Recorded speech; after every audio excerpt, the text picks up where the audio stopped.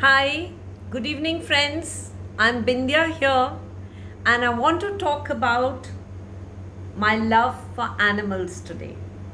Now, this is a topic which is not just mine or yours, it is for all of us to ponder, to think, because every day we are seeing in our respective areas there are a lot of stray dogs, there are a lot of incidents happening, new rules are being made to take care of them. At the same time, there is a lot of negative sentiment where some people who are scared, I don't blame them, because if you don't like dogs, you will be scared if you see a big happy animal running at you on the street. And then there are the other dog squads of people who love dogs, who love animals, and they are selflessly trying to take care of them against all odds. Now, I want to share something with you. I have had a pet for the last 13 years, and I feel truly blessed that I had her company, I had her presence in my life. Her name was Susie, and she was a dachshund and a very aggressive, a mighty little dog with a big bark. I had her since my son was 12 years old. We shifted many houses. She went everywhere with us.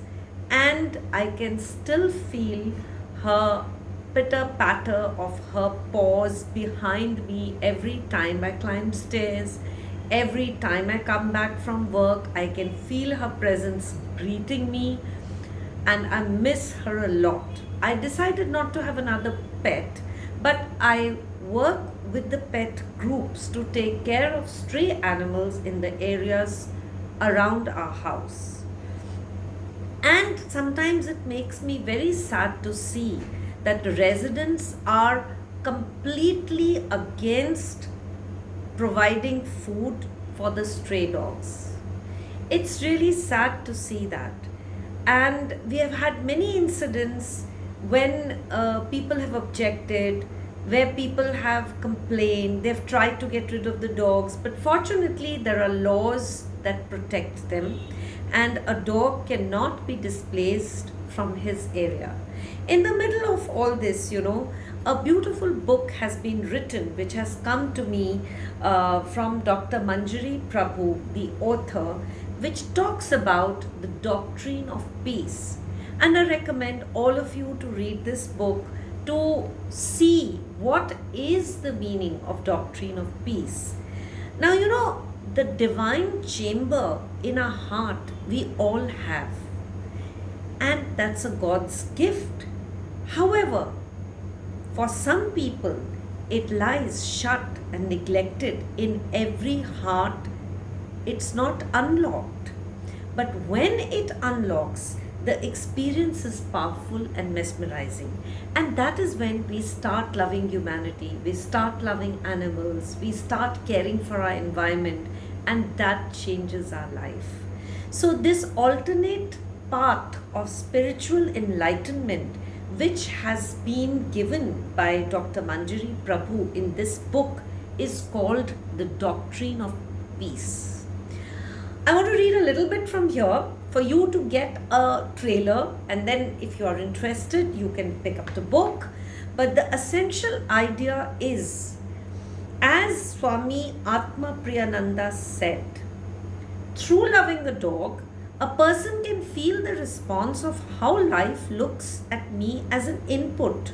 When I pour myself out, moving away from my self centeredness, from this response to life itself, you get sensitivity, then sensibility, and from there you slowly get elevated to the highest state of enlightenment. Through the dog, you can find a channel by which you can expand and become big. And this is what in fact happened today. That's why I was, pushed to do this video today.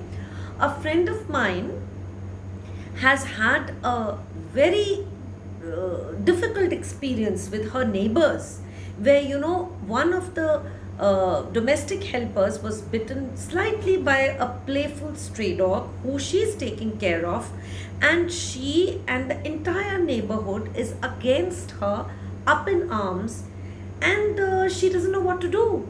So you see, there are rules, there are laws which protect her, which protect the stray animals from being displaced, like I shared in the beginning. But at the same time, I was thinking, look at this young lady, she is going out of the way, she's working, she has children, she has a home, and she's going out of the way to take care of the stray animals. Her heart is so big.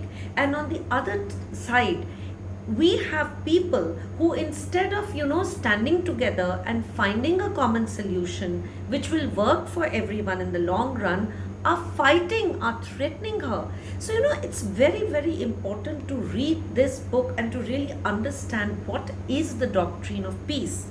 Now here Dr. Manjiri Prabhu continues, I believe that the doctrine of peace leads you on the path of elevated enlightenment. It responds to life dogs from your point of self-centeredness, gives you sensitivity. Now, practicing the doctrine of peace is actually an alternative way of life, which propagates a way of thinking.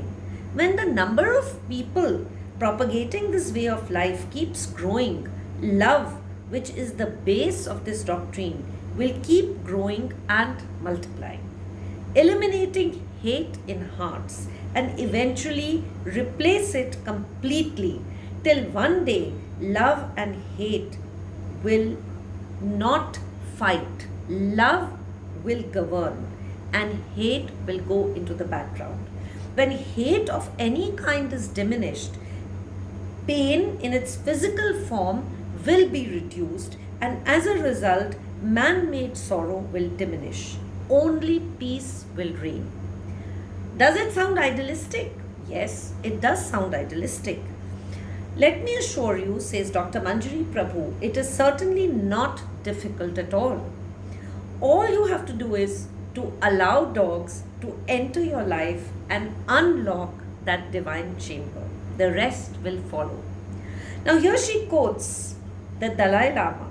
His Holiness, the Dalai Lama, says, we may sometimes feel that we can't do much as individuals, but humanity is made up of individuals.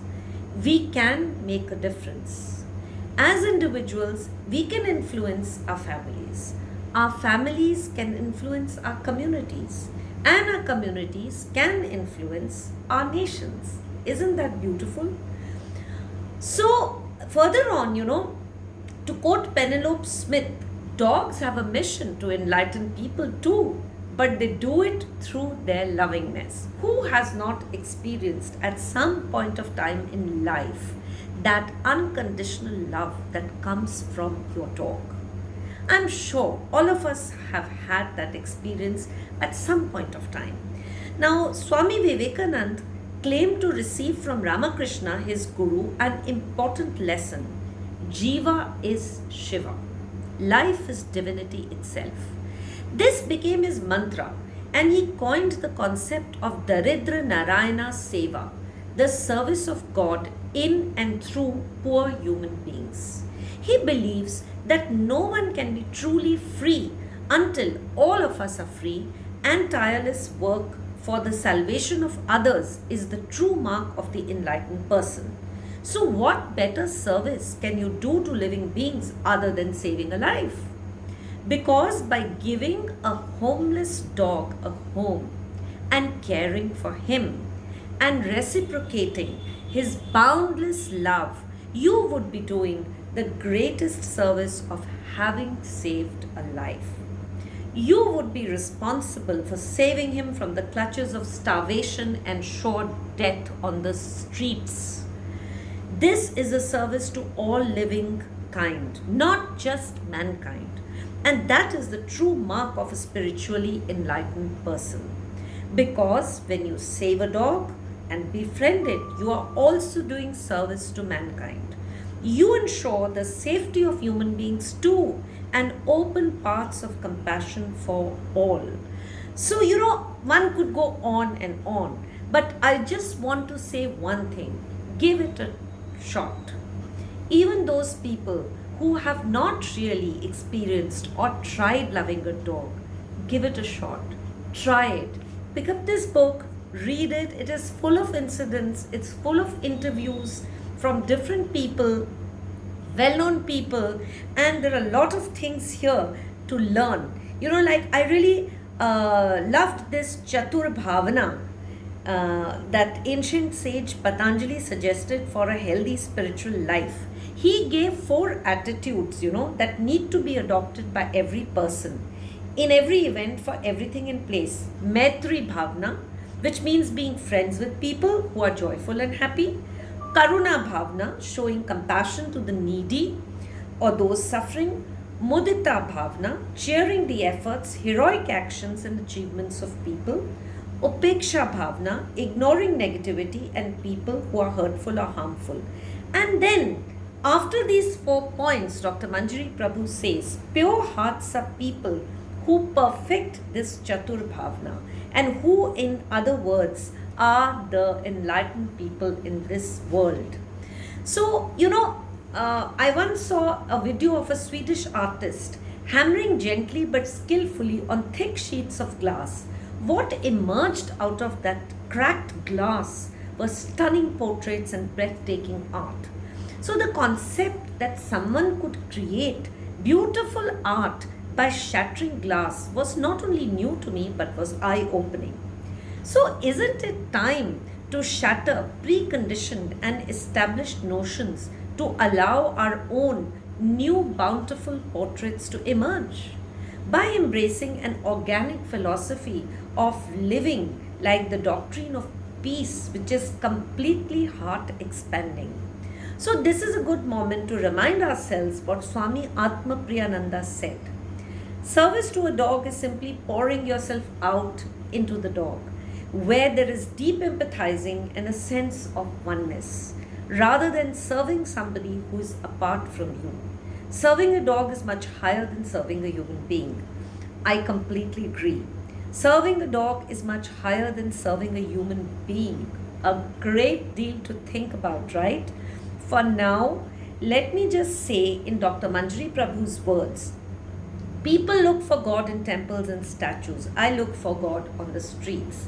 And I want to add that every time we help a helpless animal that has nowhere to go, in rain, in storm, in the middle of traffic, if we can provide a kind, compassionate touch, then I'm sure we would have done our bit to make this world a better place. So let's open that divine chamber in our hearts and accept the people who take care of dogs. Let's not fight. Let's find common solutions which will benefit the residents in the areas and which will also enable our stray dogs looking for the loving touch. After all, the dog is a human being's best friend, and it has been proven time and again from stories from all over the world. Thank you very much. I'm Bindya here, signing off. Thank you, Dr. Manjiri Prabhu, for writing this beautiful book. Thank you so much, friends.